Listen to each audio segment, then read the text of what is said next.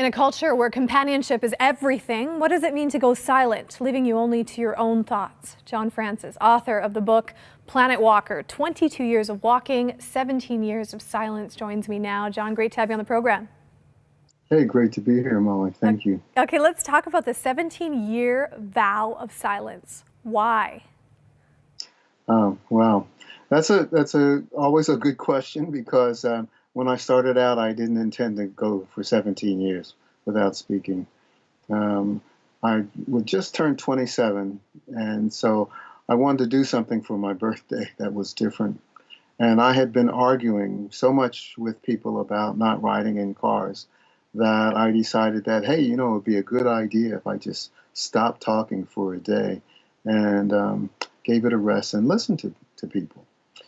And it was that first day of listening that I realized that, wow, I hadn't been listening. And so I thought it was a really good way to learn about other people, what other people had to say. Where before I didn't listen, I just would listen just enough to think I knew what someone was going to say, and then I would stop listening. And unfortunately, when we stop listening, that ends communication. So this one day led to another day and another day until eventually I decided that, I was going to go a year. And then at my birthday, I would figure out if I'd ask myself if I had enough, if it was time for me to start talking. But it didn't, not that year or the second year. It lasted 17 years. Wow. Wow. John, how do you even get to the point of listening to people if you're not communicating on your end? How does that work? I mean, even though you are obviously hearing things for the first time. Yeah, well, there's always that you have to say that the major part of communication is really nonverbal. A lot of researchers have discovered that perhaps as much as 85% of what we communicate is nonverbal, and that goes into smell and hearing and just feeling.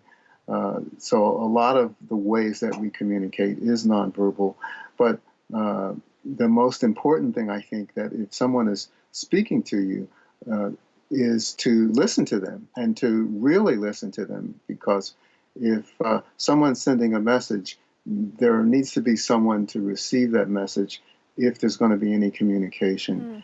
And while I communicated with music, because I played the banjo and I painted so through my art and watercolors, but also I use mime and acting out.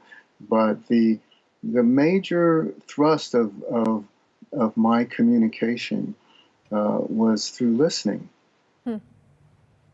Expressing yourself in a whole different way. John, did you notice any patterns about humanity as you just listened, sat back, observed for 17 years?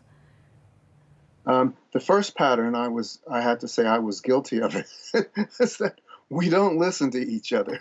and so probably one of the things that, if you just look at our the political dialogue which is going on and the arguments that are happening, a lot of times if we just would listen to each other, if we just would give the other person the benefit of, not the doubt, but the benefit of hearing them out, and without already having a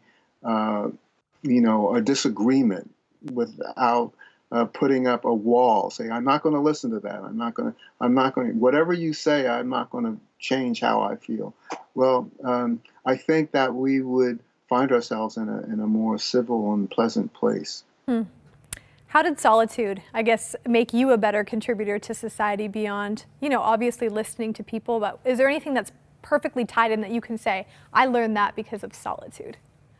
Well, while I was silent, I did attend school. So I attended undergraduate school, I attended graduate school, and earned a PhD while I didn't speak. And so studying, listening to the professors, listening to my fellow students, and just being in the environment of the natural environment, of walking from one university to the next university, through wilderness areas, through urban areas, through rural areas, and listening to the sound of nature, I think was very healing for me.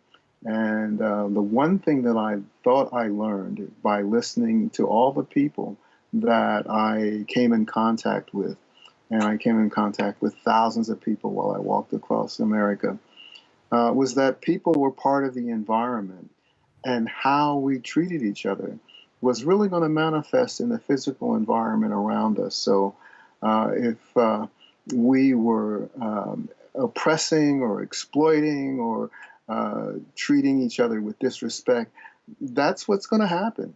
And so environment for me became not only about saving the trees, saving the rainforest, endangered species, loss of habitat, and those things, but it became how we live together. So it was about human rights and civil rights and gender equality and economic equity and all the ways that human beings interact and live together. So I think that without me, if I didn't stop speaking, if I didn't listen to everyone, I don't think I would have learned that. That's very beautiful, John.